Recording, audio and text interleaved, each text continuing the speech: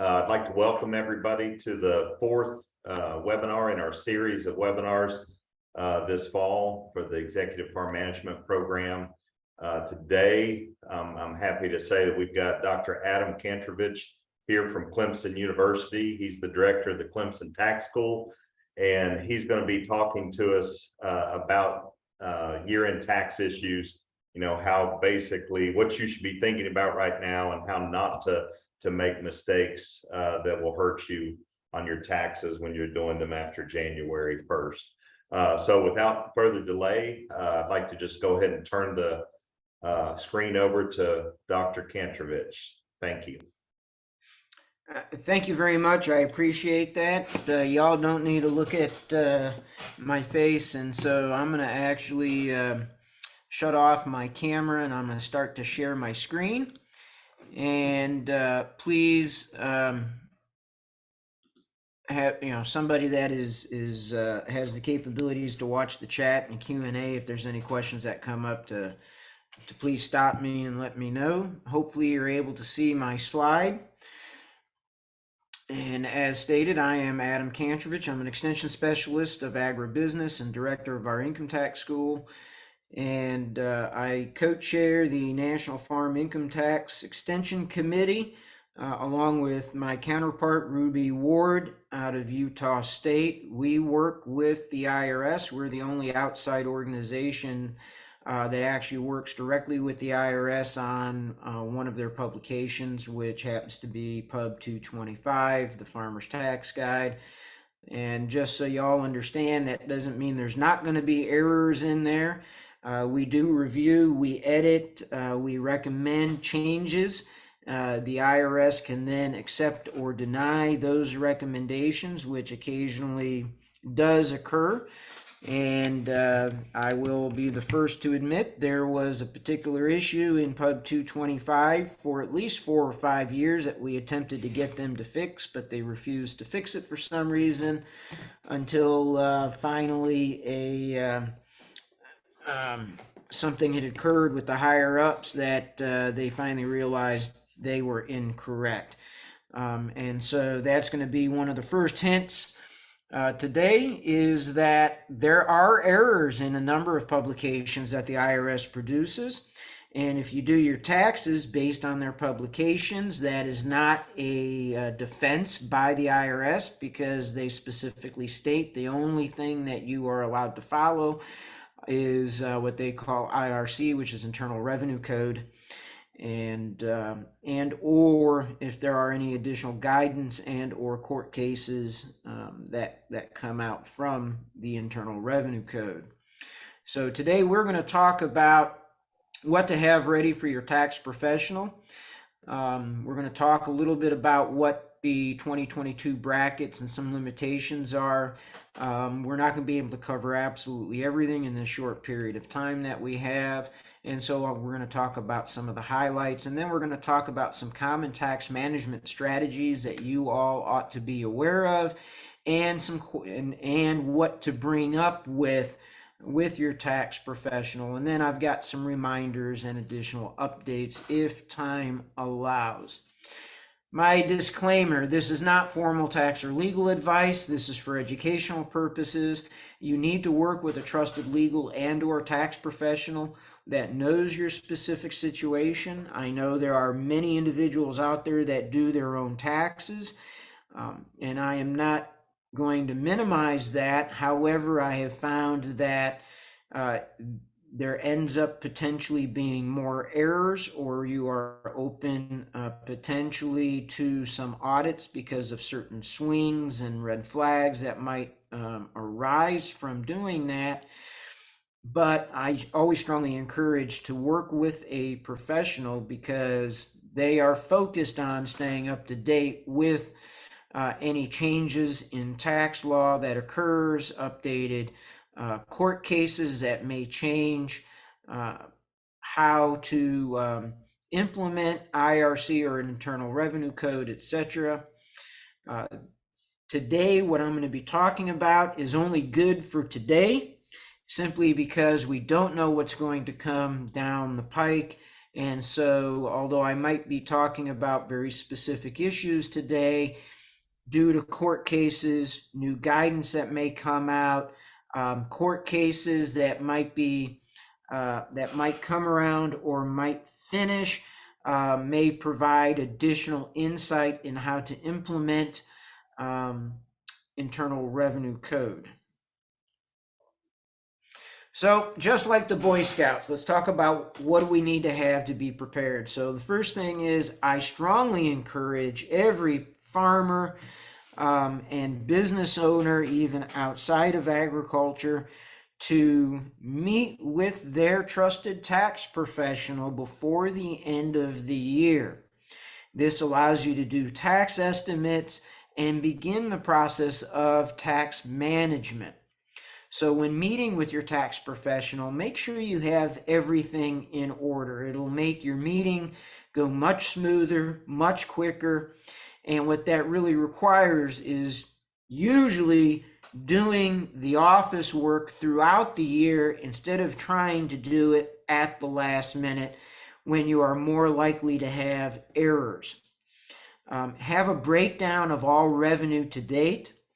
Revenue that will need to be taken by the end of the year, along with revenue that might be able to be deferred. Have those amounts separated out.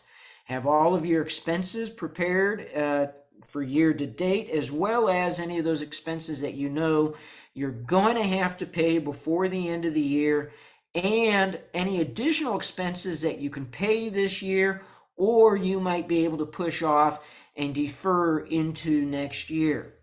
Make sure you have separated out in a separate form all capital asset sales, trades, and capital asset purchases, and be as detailed as possible.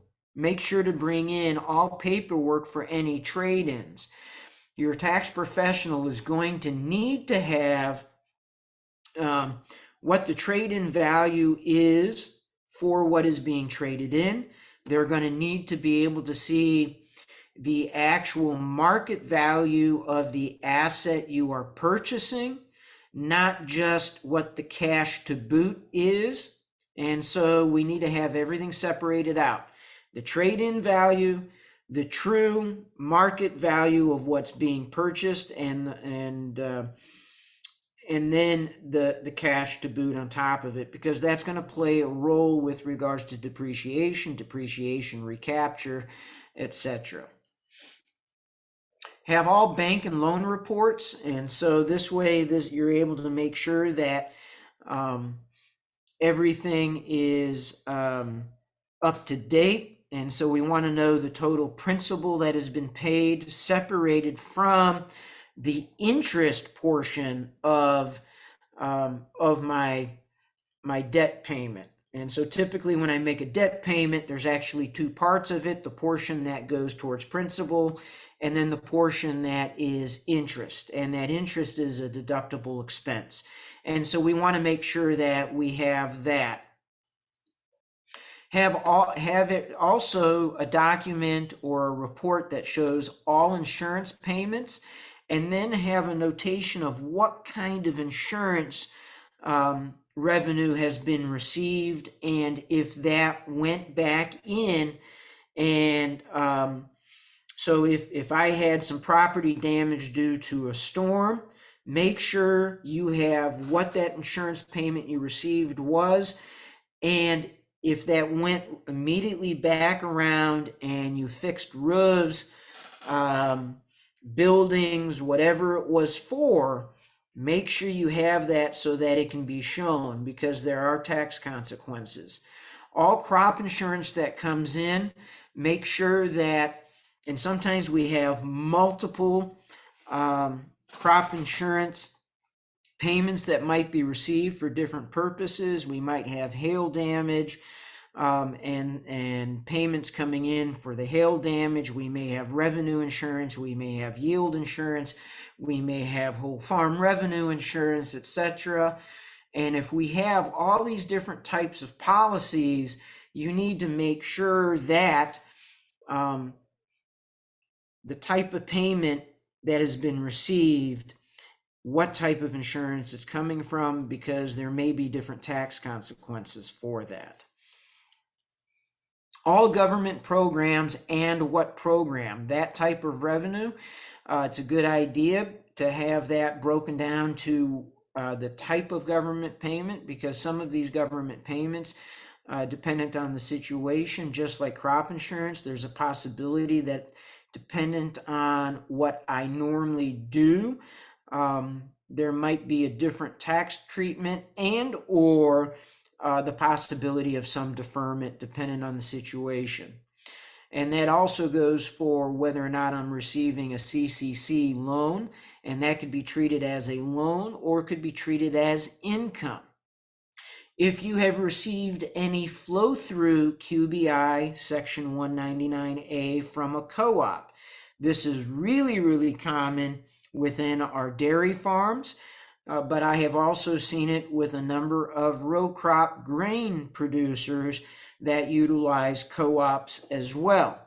And so if you receive one of those letters from the co-op that is going to be utilized and allows you to use the co-op's Section 199, you need to make sure that your tax professional is aware of that, because it will affect the QBI deduction that you might be able to receive for producing your products, regardless if that is a particular grain commodity, milk, or coming from livestock, specialty crop, etc.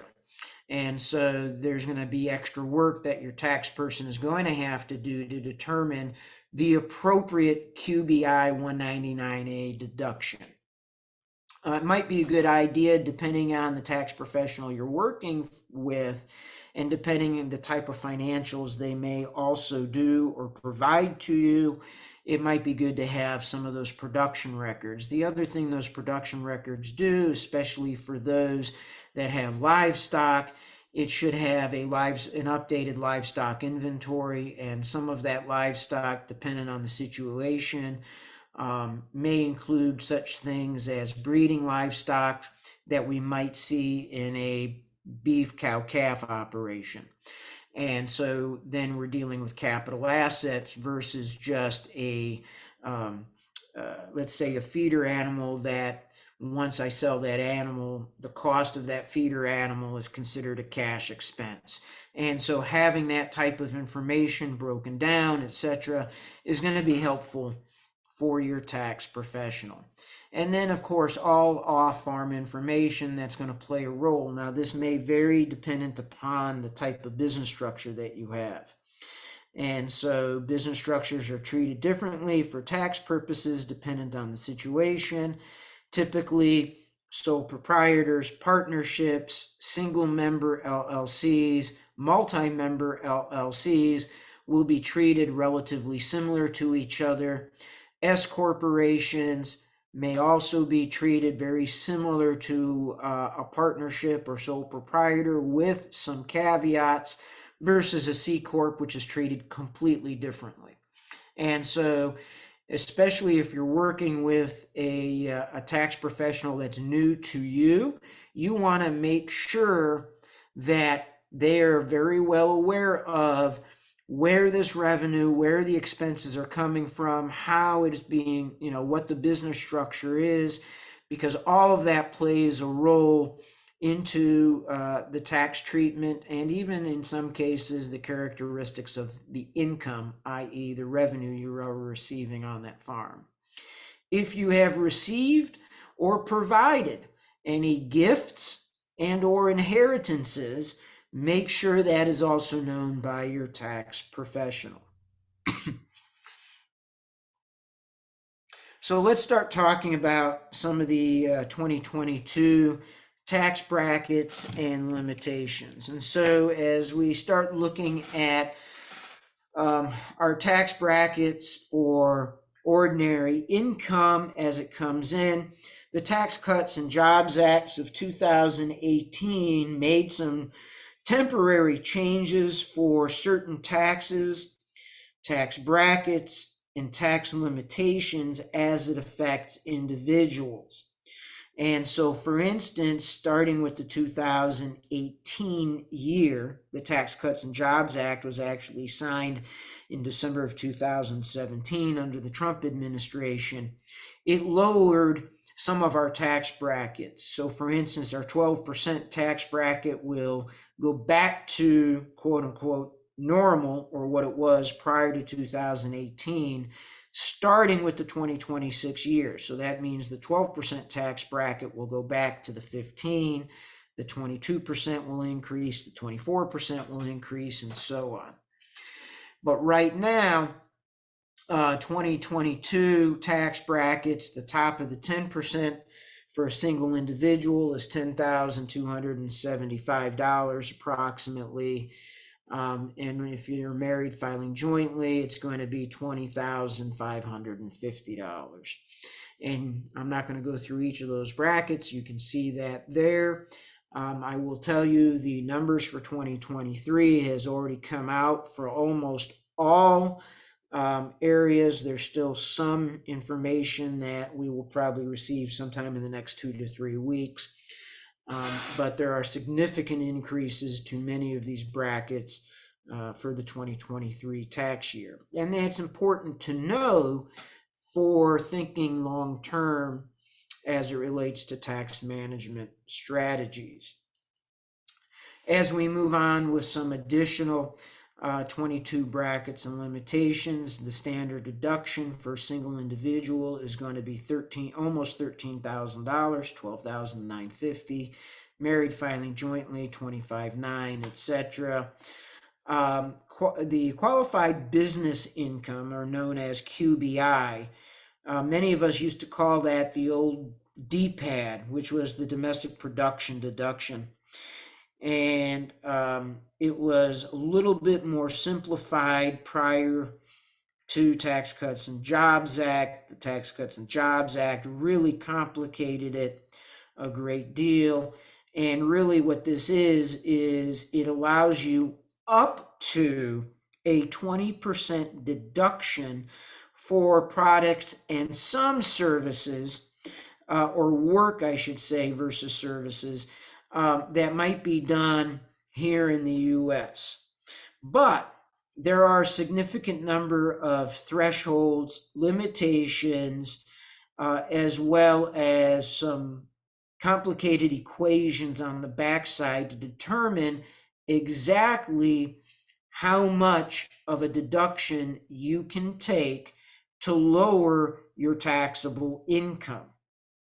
Now, that being said, what this is showing is if you're a single individual, the first threshold of $170,050, that begins the process of some decreasing deduction, decreasing the potential deduction you might be able to receive. And you can see what that is there for married filing jointly.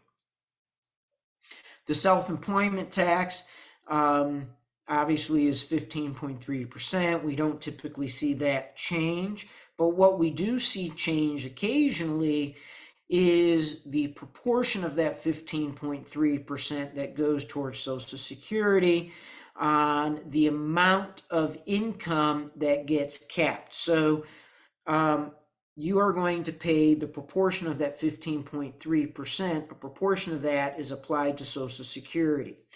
And that proportion, you only pay on the first, for 2022, the first $147,000.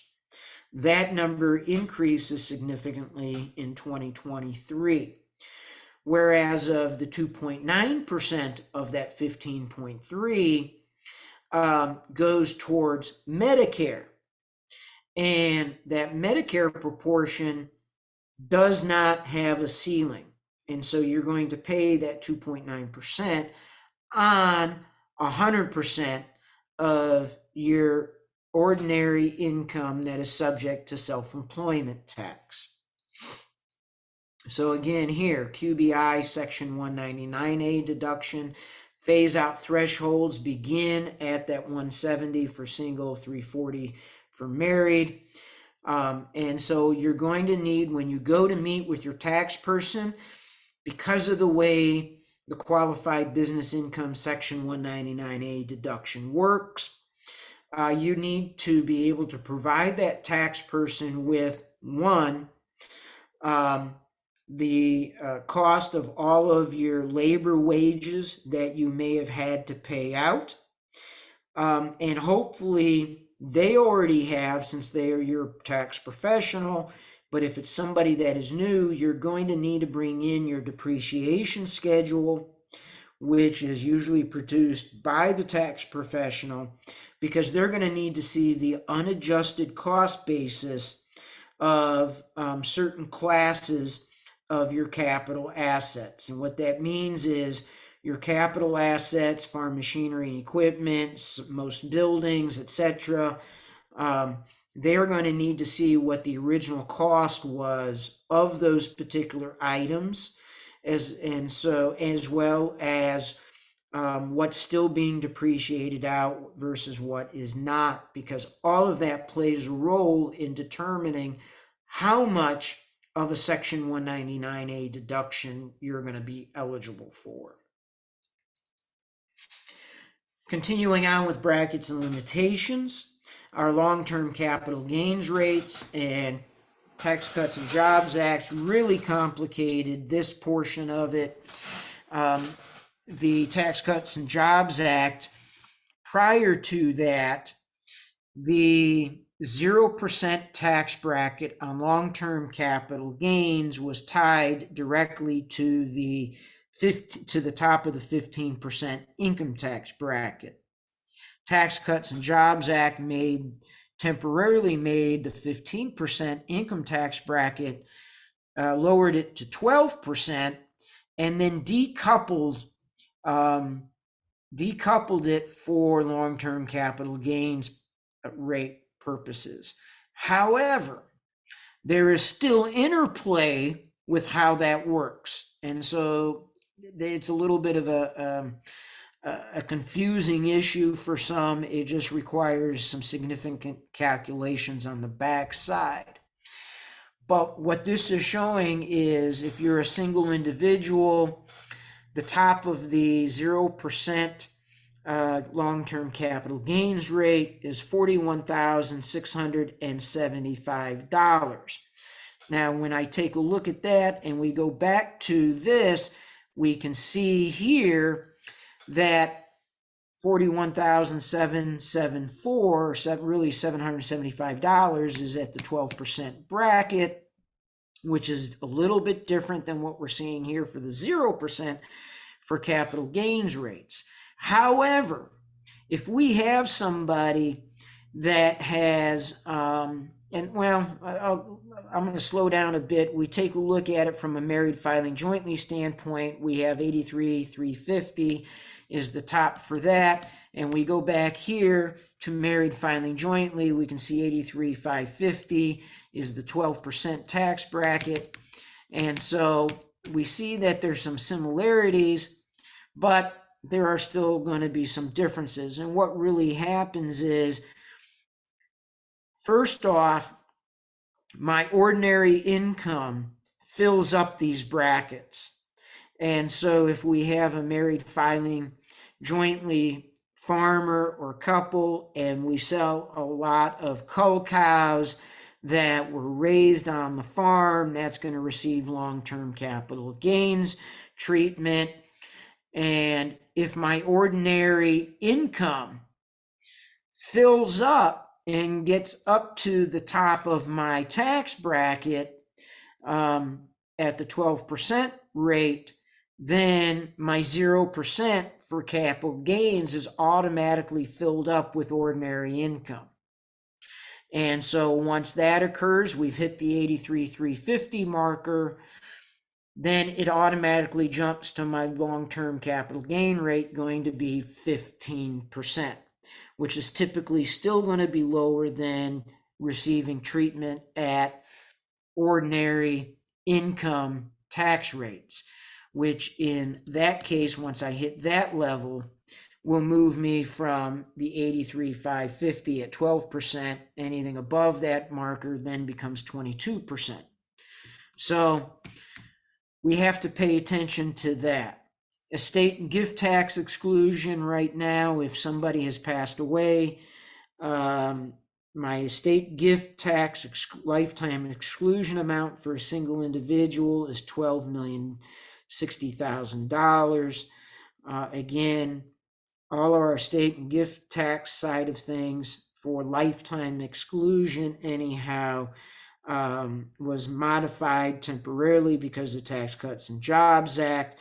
The lifetime exclusion amounts will be cut in half starting with the 2026 year, which will go back to where we were in 2017. So if you have married filing jointly, a married couple, technically their lifetime exclusion amount for estate and gift taxes is going to be over $24 million with an annual gift exclusion of $16,000. So what does that mean? Well, what that means is, in 2022, I can gift different individuals up to $16,000. And that does not affect my lifetime estate and gift tax exclusion amount of over 12 million. Okay. So I can give 10 different people $16,000 in cash or assets in a single year and it not affect my lifetime exclusion. As soon as I go, and if I give somebody $16,001 in a single year, then that $1 will be subtracted from that $12,060,000, meaning I'll have $12,059,999 left of my lifetime exclusion. Now, those numbers also are going to be increasing for 2023. Now, let's begin to talk about some typical tax management strategies that we can utilize to help lower a potential tax bill. The first thing we have to understand that tax management should not be considered how to get out of paying taxes, but it really needs to be how to get as much money through the tax system at the least expensive tax rate possible. If your mindset is, I don't want to pay any taxes, and we've got a lot of people that utilize that mindset, and that is their only goal, and will do everything possible to get down to a net zero. And typically what you are doing over the long haul, you're going to be paying more in taxes, typically, because I am not able to maximize some credits that I might be eligible for. I may be missing out on some additional potential deductions. I may not be able to use other potential allowances that I may have, or techniques such as income averaging, if that is what I'm shooting for. And so at some point in time, you're going to blow the roof off. What I say is you'll blow the roof off from a tax standpoint, and you're going to have very little of some of the other strategies available to you to be able to lower what your tax liability is going to be for that particular year. Or you have to wait until death to be able to get out from under it. And even with that, in some cases, may not be possible.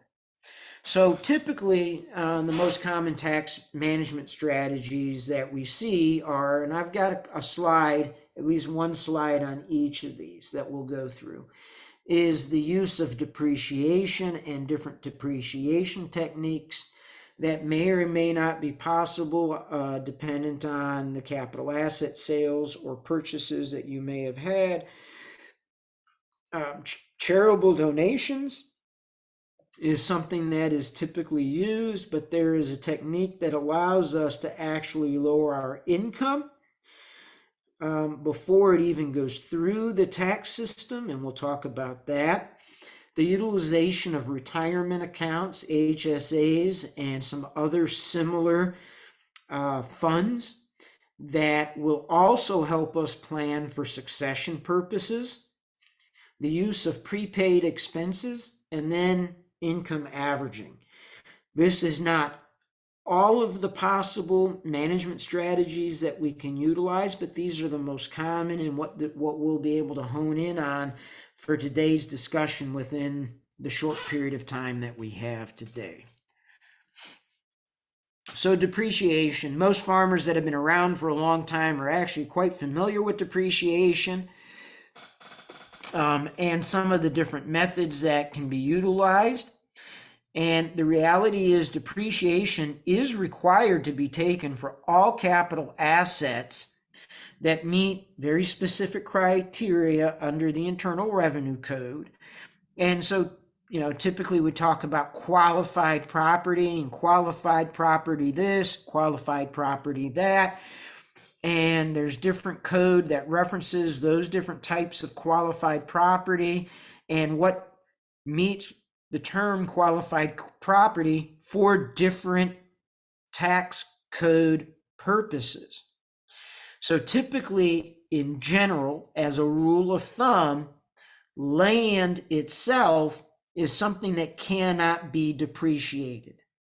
Then we have other rules such as rules that surround what is defined as an SUV, which is those types of vehicles that come in under a certain gross vehicle weight, and that includes pickups, even crew cab pickups that have that don't meet a certain bed length requirement and does not meet certain gross vehicle weight requirements are going to be considered an SUV, which then begins to limit the amount of Section 179 that we can take in a particular year. And we're going to talk a little bit more about that in a moment.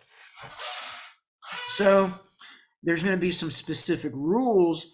Also, if you are a farmer that raises a perennial crop, such as orchards like peaches, cherries, apples, etc., vines, so the raising of wine grapes, juice grapes, etc., even asparagus, because it's a perennial crop and we have crowns. We may have pre-productive periods that do not generate revenue, or the revenue is quite limited. And so there are certain rules that have to be followed, which may limit certain types of depreciation methods that you may or may not be able to use, and may tell you that some of the expenses that may be incurred prior to when production actually hits and you're able to start seeking revenue off of production. We typically call that the pre-productive stages of those particular crops. And so that requires you to capitalize all of those particular expenses. So that increases the tax basis we have in to those orchards, vines, groves, etc. However, there are certain rules that allow us to opt out of what we call the uniform capitalization rules.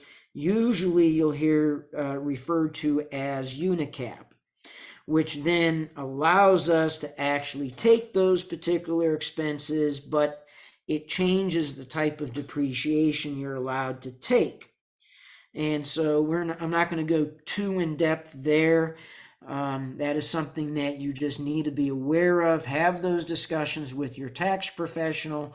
If they look at you with a blank stare, give them my cell number and tell them to call me.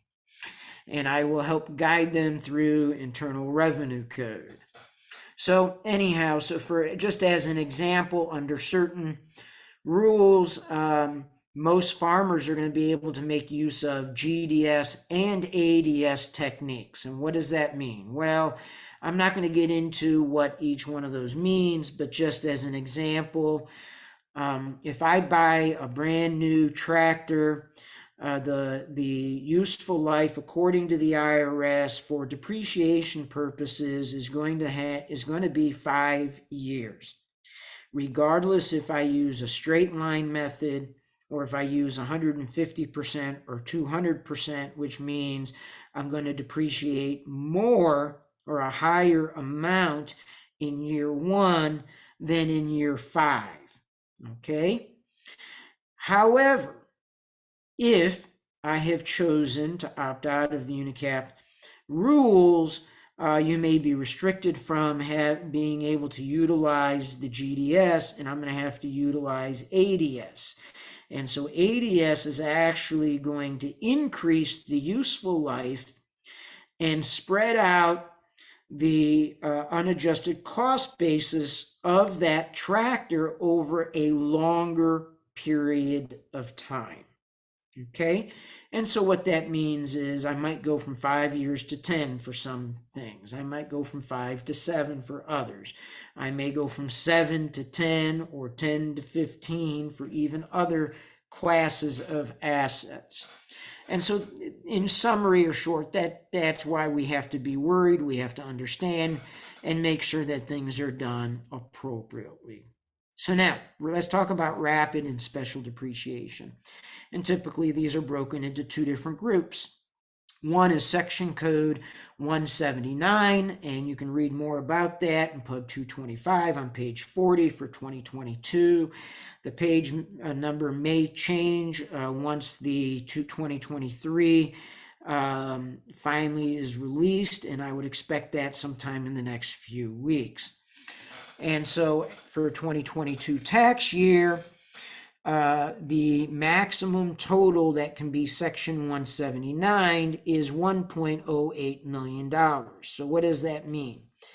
That means if I purchase $1,100,000, I can section 179 $1.08 million of that. And section 179 allows you to depreciate the entire value of equipment up to $1.08 million worth of equipment, machinery, etc. There are some limitations on certain classes, so there's a lot of ifs, ands, or buts, and an asterisk or so. And your tax professional should be more than well aware of what those particular things are. And you could also reference that in Pub 225. They summarize it slightly and then reference some additional code. Okay. However, if you are a large enough farm, and I have worked with some farms that maxed out every year, this year there is a phase out that begins at 2.7 million. There's been a phase out for the last few years, or for quite some time really, but the phase out values and the maximum values that can be 179 does change from year to year. And so what this means is if I have purchased more than $2.7 million worth of capital assets, every dollar above the 2.7 million gets subtracted from the $1.08 million, and the maximum amount that can be section 179 begins to decrease. And so if you take 2.7 million, add 1.08 million to that, you'll get $3.78 million. Once I reach that level, then you are no longer able to make use of section 179. Okay. Now here this year, the adjusted value, the max that you're able to take for any SUV that may have been purchased or placed into service for 2022, that you're able to 179 is going to be $27,000. So if you purchase a crew cab short bed truck, and typically the gross vehicle weight is going to be too low, and since it's not a 6-foot bed, that even though it may have cost you $75,000, you're only going to be able to section 179 a total of $27,000 on that SUV. You can let the remaining amount slowly depreciate over the next 5 years if it was purchased new, or you can Section 179 an additional amount next year. There's also something known as bonus depreciation, which also allows you essentially, if I take whatever I take for Section 179, and then I can even use bonus depreciation, and there's also caveats on what property qualifies for that as well. And the bonus depreciation does not affect any of the limitations or phase outs for 179 and vice versa. It is completely separate. And so anything that I use 179 on, or the bonus depreciation, just allows you essentially to depreciate those values all in a single year. Okay, and that's all that it's doing. So what is it doing? Well, tax depreciation is treated just similarly to a deductible cash expense. And so it lowers my taxable income for that year. So what's the negatives? Well, I don't have that value of carryover depreciation into future years to help lower my taxable income in future years. That's no longer eligible because it's been used already. And so that I've watched many farms who would Section 179 as much as they could and bonus depreciate as much as they could, to a point that they had to take out loans to purchase capital assets so that I can make use of Section 179, because in their heads, I had a 30% or 40% coupon to make it cheaper. But then 3 years down the road, almost all of their equipment was completely depreciated out, very little carryover. They did not have the cash flow to even be able to put groceries on the table, let alone make bank payments on the debt that they held. And they had some taxable income and no way to be able to manage against it. And so they were paying more in taxes in lower revenue years. And so my word of warning when using 179 in bonus is think about the future. And in many cases, when myself and counterparts have looked at it, we end up paying more in taxes by trying to max out with 179 and bonus and some of these other techniques all in a single year, versus sometimes biting the bullet and moving forward, or using certain other techniques. And so there is my word of warning with regards to that. And this is predominantly discussing 179 and bonus depreciation. Okay, so just use it cautiously. Charitable donations of a product. In many cases, many farmers every year will provide cash to churches or other houses of worship, other nonprofit organizations, agencies, departments at universities, etc. And that's great, but there are some limitations. And when I provide cash to these charitable organizations, that cash is technically being provided after tax money, meaning after it's flowed through taxes. But then it comes around and I can apply it through itemization. And then my itemization, and there's another little category on our 1040, etc. And it may or may not have the same effect versus if that cash actually never went through my taxes in the first place. So what do I mean by that? So let's talk about it. If I'm going to be giving something to a charitable organization, it might be best to talk with that charitable organization and see if they are willing to accept, even if it's on paper, a commodity or ag product instead of that cash. And we need to be very careful when we do this, because you must follow very specific IRC, Internal Revenue Code, so that it doesn't look like we're trying to get by with something. Okay? And so what we want to do is provide that commodity and or product that we raise to the charitable organization.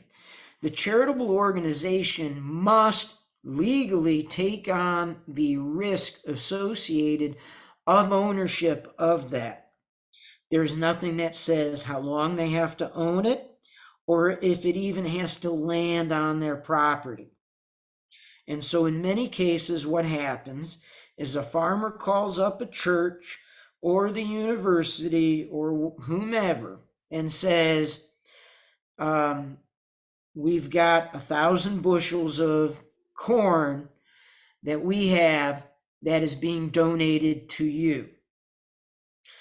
Now you, as the church or accepting agency, has to let me know if you need my assistance in trucking it, where to deliver it to, and then you're going to have to make arrangements with how it's going to get marketed. And you coordinate with that agency. And in many times, that church, that department, etc., will go, who do you normally make deliveries to? Let's just deliver it there. Give me your contact information of who you work with there. And then they will work with saying, so-and-so is bringing in 1,000 bushels of corn. Here's what we would like you to do.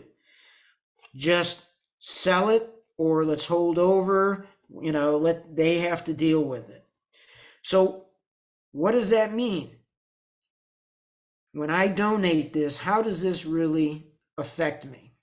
Well, the reality is now you're done. Once you've made delivery, you're done.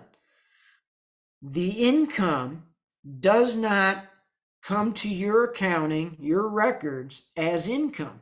That revenue never flows through you. Okay? So I've lowered my overall revenue by that dollar value. And yet, I am able to deduct all of the expenses for raising that crop.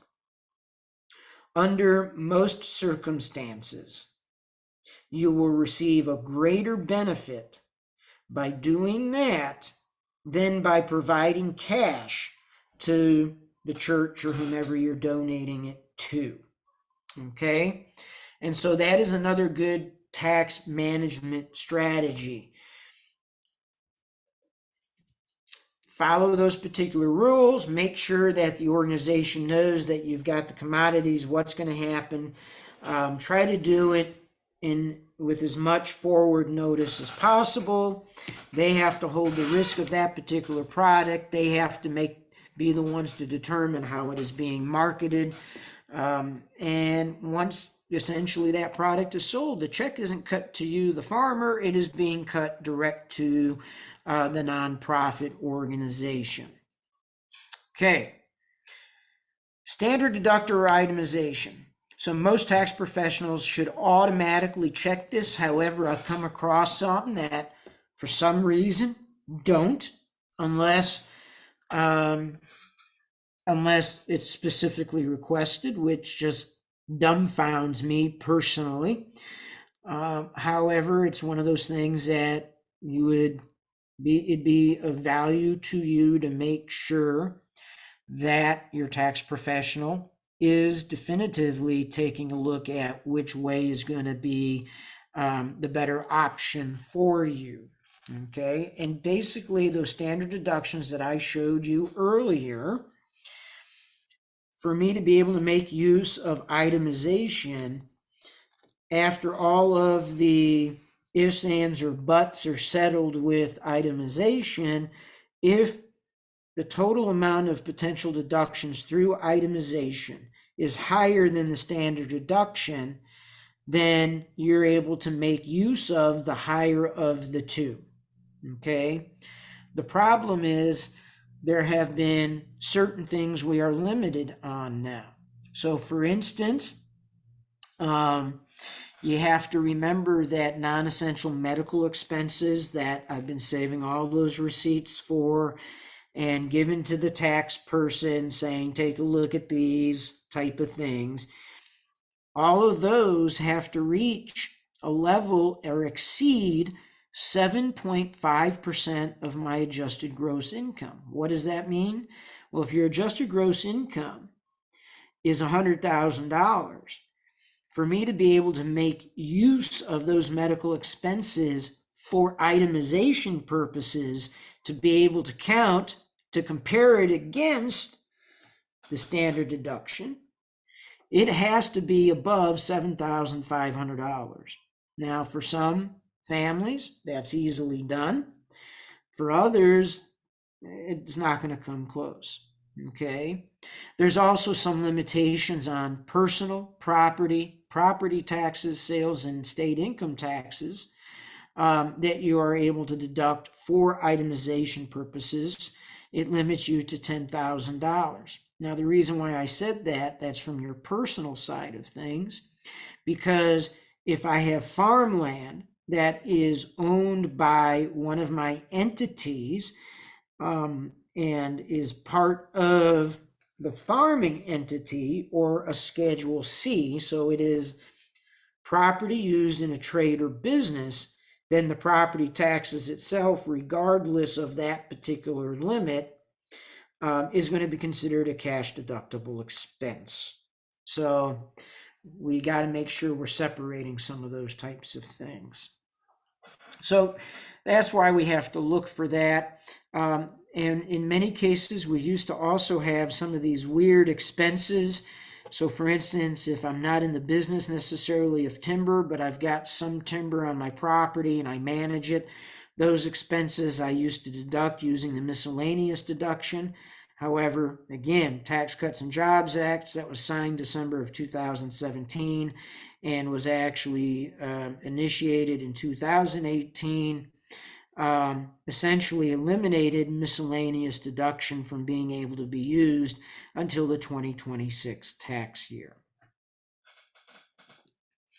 Retirement accounts, I'm sorry, I changed that twice and apparently I missed it again because of spell check. It's supposed to be HSA, not HASs, but HSAs, health savings accounts.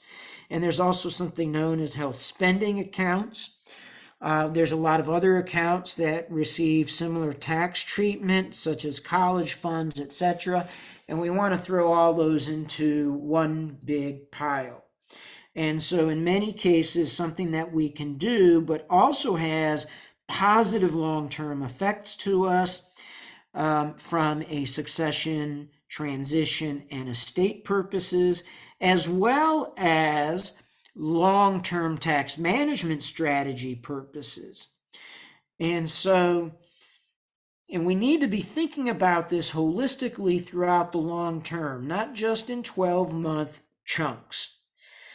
And so in many cases, if you don't want to get caught into the trap when it becomes time to transition the farm into the next generation and move into retirement, if you have nothing off the farm and you are 100% reliant on income from the farm in retirement, it's going to be a very difficult and costly succession and transition process, and may limit the succession percentage chance from occurring. And what I mean by that is the success rate of the transition process to the next generation will decrease if I don't have other sources of income off the farm.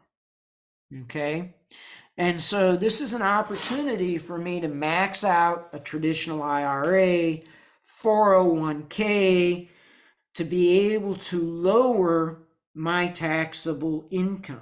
If I have kids that are not of college yet, or grandkids, you may want to consider opening up certain accounts that I can receive this type of tax benefit, which is I can take a certain dollar value every year and put it into those accounts, and it won't count as taxable income for the year for me. Now, that being said, health spending accounts, if I spend money on allowable medical expenses, I'm never going to pay taxes on it. If the money in the college fund is used to pay for college for those individuals, I'll never pay taxes on that money. When I remove money, once I meet age limits, etc., from a traditional IRA, that is when I'll have to pay the income tax on it. Okay? However, there are certain things that we're able to do, such as in really low income tax years. I've got poor yield, commodity prices are low, whatever it happens to be. My revenue is much lower than normal. You know what I'm going to do? I'm in a lower income tax bracket. I'm going to take the money from the traditional IRA. I'm going to roll it into a Roth IRA or other type of account. I'm going to pay the taxes on the value now at a lower tax rate, so that when I retire, let all that growth occur, etc. And then when I'm required to remove it for those accounts in retirement, I don't have to pay the taxes on it.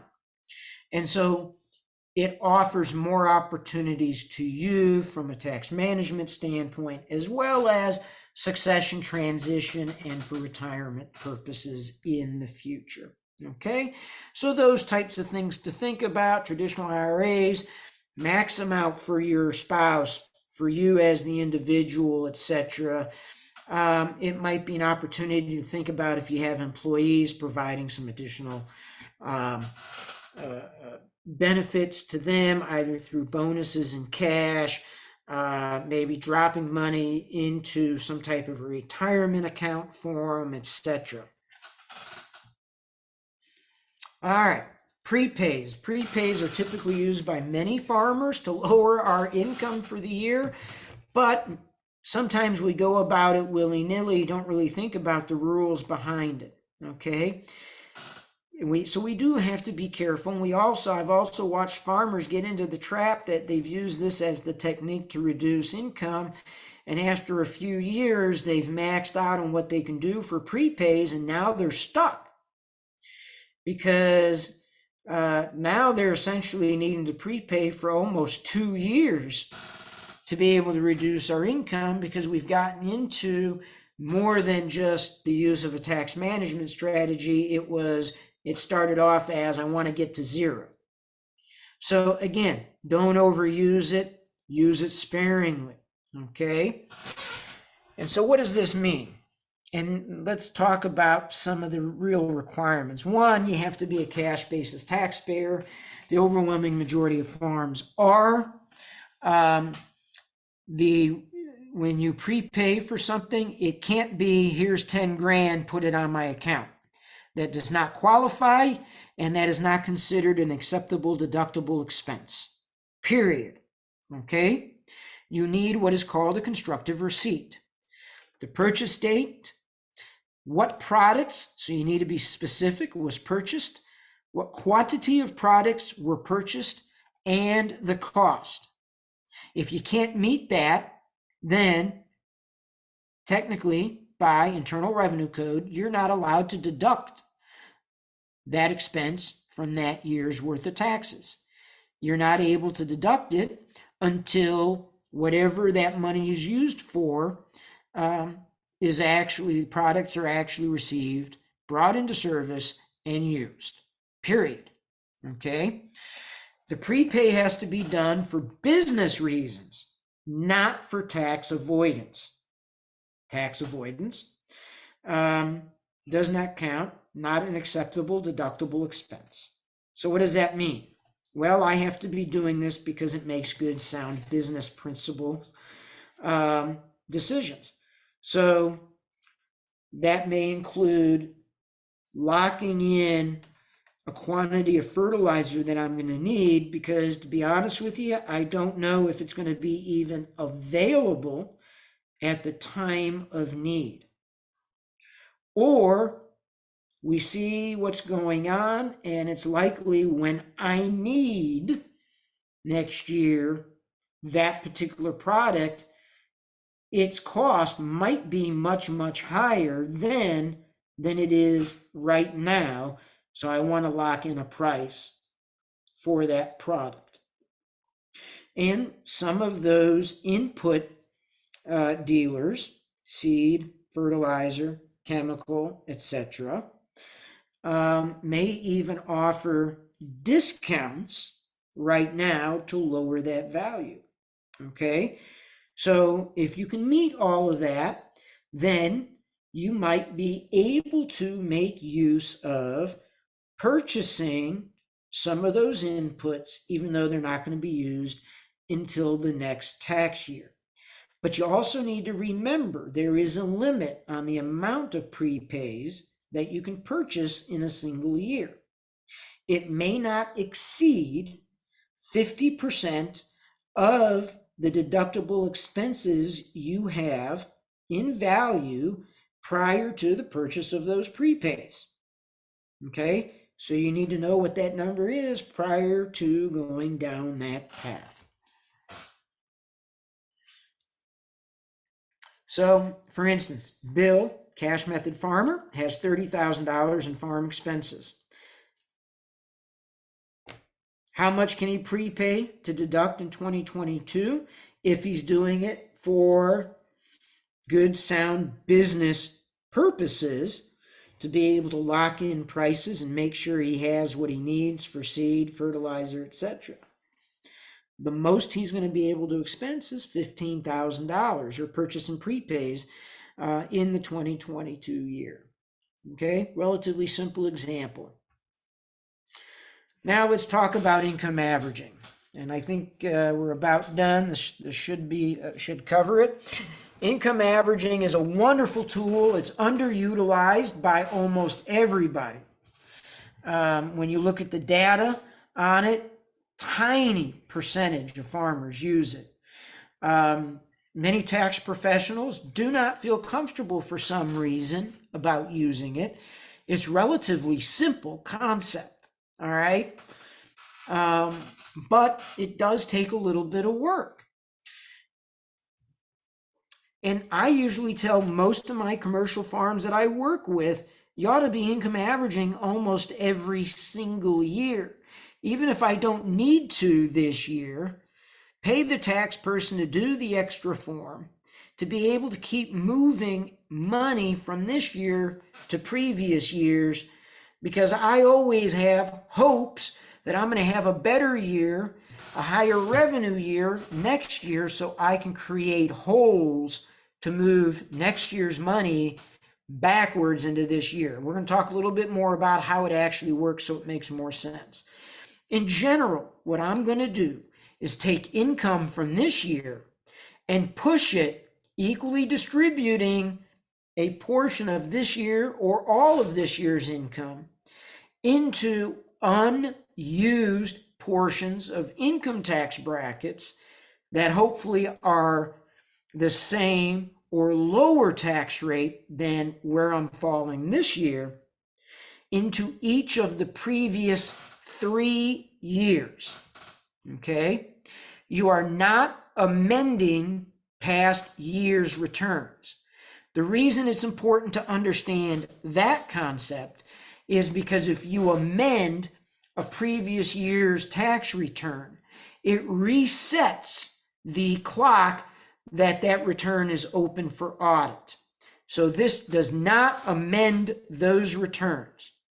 I am simply looking at where I was in an income tax bracket in those previous years, and I'm just simply filling in those unused portions of hopefully lower tax brackets to be applied to this year's income. Okay? It has no effect on self-employment tax or other taxes. Okay? In many circumstances, it can be used even in those, like I said before, lower income tax years to simply prepare to create larger holes in this year so that I can bring back future monies into this year.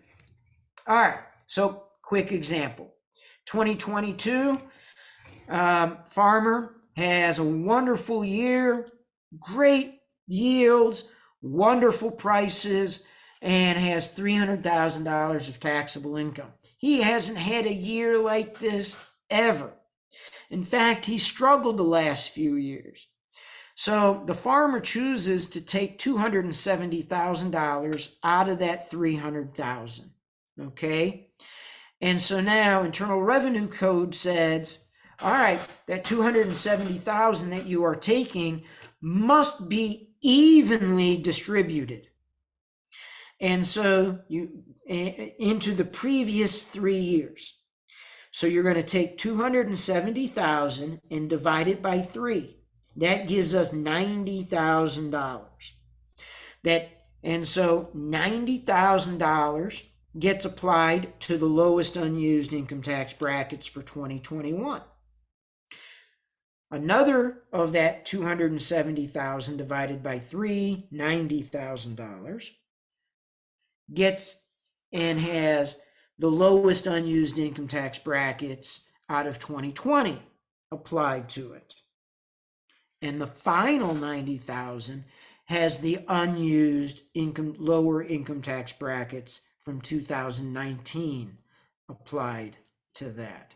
And this is just a graphic kind of showing you how that works, except this is working off that $30,000 example. It's taking essentially $30,000 from that first example in 2022, and it applies it $10,000 to 2018.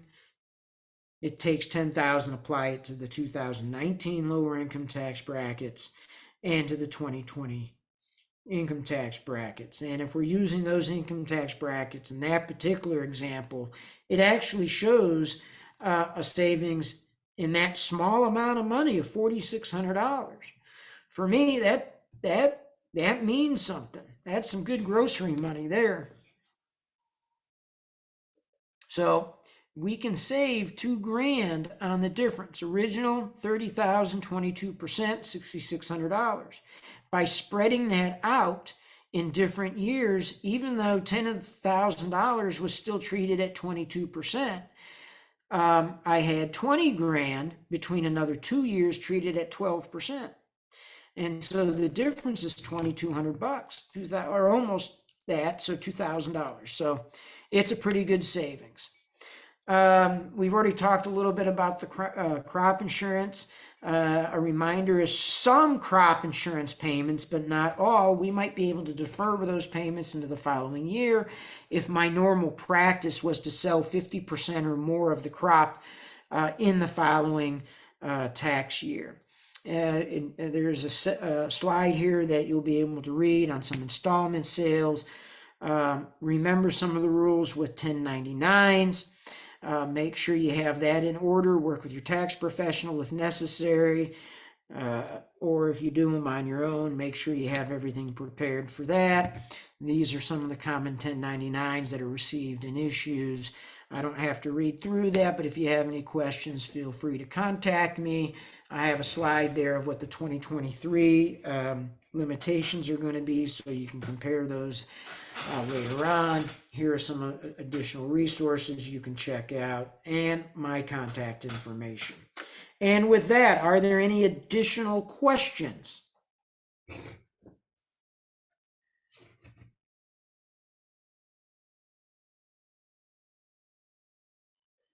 Am I still on? You're on, Adam. Thank you so much. If you want to stop screen share. Yep, let me find, there it is. There we go. All right. All right, well, thank you so much, Adam. Does anyone have any questions for Adam? That was a lot of material for as short of a time that we had. Hopefully it was of value. Adam, Yes, sir. this is Sam Walton.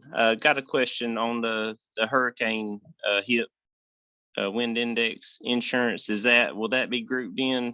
How will that be handled as far Yeah, as? and so it should be, and make sure that I've seen some really weird things, and I'm not going to say that I know it all, because on certain weird things, I even have to go back to code and try to figure out some stuff.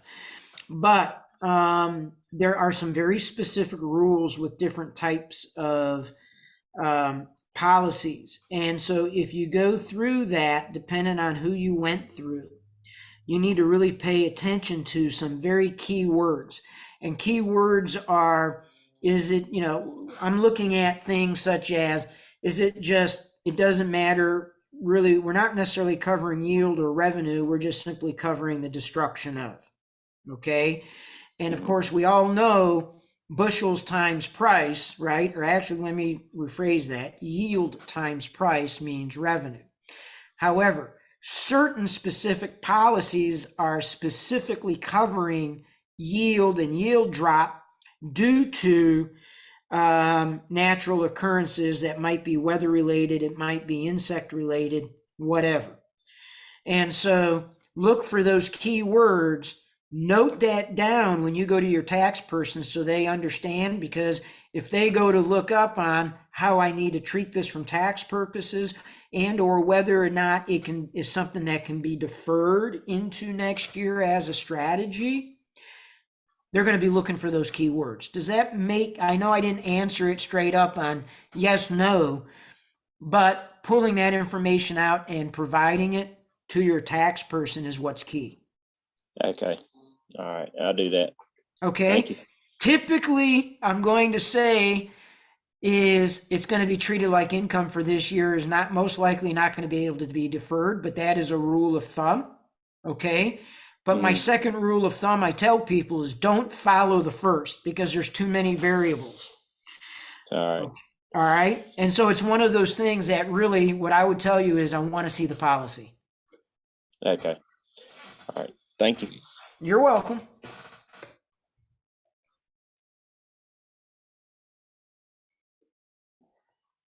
This is a small group, very few questions. Hopefully this is just reminders for some of you. Yeah, and we'll also be sharing this meeting recording on our YouTube page, which will be linked to our website. So if anybody wants to rewatch or look back over the slides or share with others, that would be a good resource for people to access. So. And I will say also, please visit our agribusiness team page, go to the tax page. There's a link to tax schools. And we just did our farm tax program. It was 4 hours. We did that yesterday. We've got a tax program tomorrow. Yes, there is a cost for it. And usually we do those in the spring and in the fall, so something else. And where we go a lot more in depth, and occasionally I've been doing a number of programs around the country, so keep eyes open for that. Some are web-based, but most of them recently have actually been in person. So keep a watch for some of those. All right, well, thank you. And I'm going to share my screen real quick. So here's the QR code to our EFM page for more information about this year's program. We're going to have one more webinar in our fall series on November 16th at 9 a.m. We're going to have David Mayo, who's one of our EFM faculty, and he's going to be discussing family business succession planning. So we hope you can join, and more information about that will be on our website on our webinars page. Thank you, everyone.